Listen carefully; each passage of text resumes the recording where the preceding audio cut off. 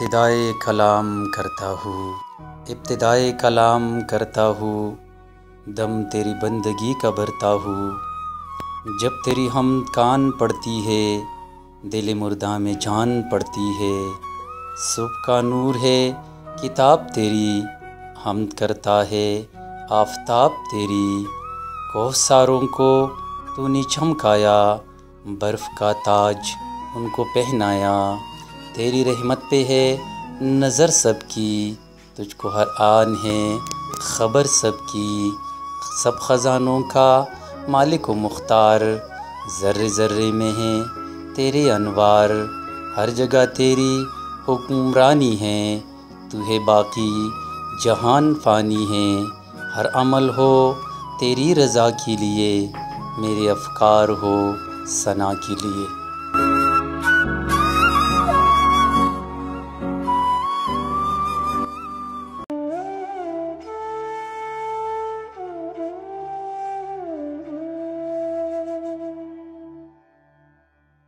انسان کی ایک بڑی خاصیت نطق ہے، جو انسان کو دوسری مخلوقات سے ممتاز کرتی ہے، اور یہ رب کائنات کا اسی حضرت انسان پر ایک بڑا احسان بھی ہے، جس کی طرف قرآن کریم کچھ یوں اشارہ کرتا ہے کہ خلق الانسان علمہ البیان۔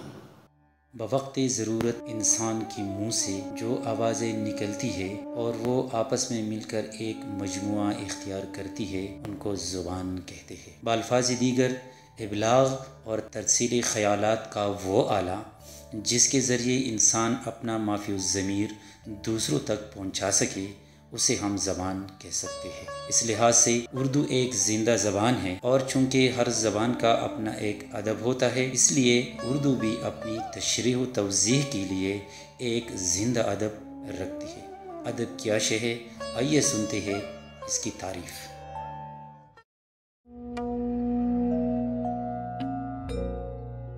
ادب وہ فن لطیف ہے جس کے ذریعے ادیب جذبات و افکار کو اپنے خاص نفسیاتی و شخصی خصائص کے مطابق نہ صرف ظاہر کرتا ہے، بلکہ الفاظ کے واسطے سے زندگی کے داخلی اور خارجی حقائق کی روشنی میں ان کی ترجمانی و تنقید کرتا ہے، اور اپنے تخیل اور قوت مخترعہ سے کام لے کر اظہار و بیان کے ایسے مؤثر پیرائے اختیار کرتا ہے جن سے سامع و قاری کا جذبہ تخیل بھی اسی طرح متاثر ہوتا ہے جس طرح خود ادیب کا اپنا تخیل اور جذبہ متاثر ہوا۔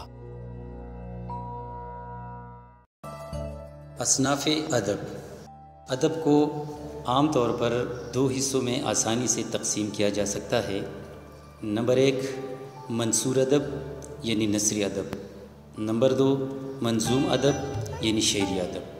پھر منثور ادب یا نثری ادب کو مزید 2 حصوں میں آسانی سے تقسیم کیا جا سکتا ہے۔ ان میں سے ایک کو افسانوی ادب کہتے ہیں، جبکہ دوسری کو غیر افسانوی ادب کہتے ہیں۔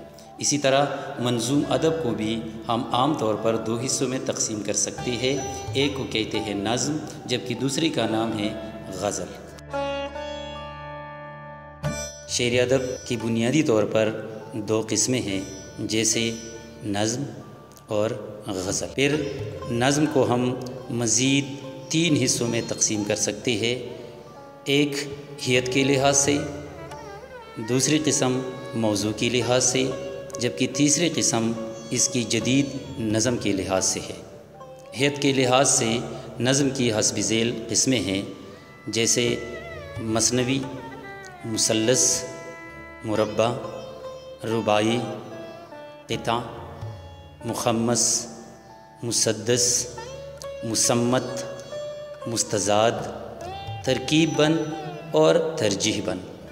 اسی طرح موضوع کے لحاظ سے ہم نظم کو ان حصوں میں آسانی سے تقسیم کر سکتے ہیں، جیسے حمد، نعت، منقبت، مناجات، مرثیہ، مثنوی، قصیدہ، شعر آشوب، واسوخت، پیروڈی اور گیت وغیرہ۔ اسی طرح جدید نظم کو ان اقسام میں آسانی سے تقسیم کیا جا سکتا ہے، جیسے پابند نظم، معرہ نظم، آزاد نظم اور سانیٹ وغیرہ۔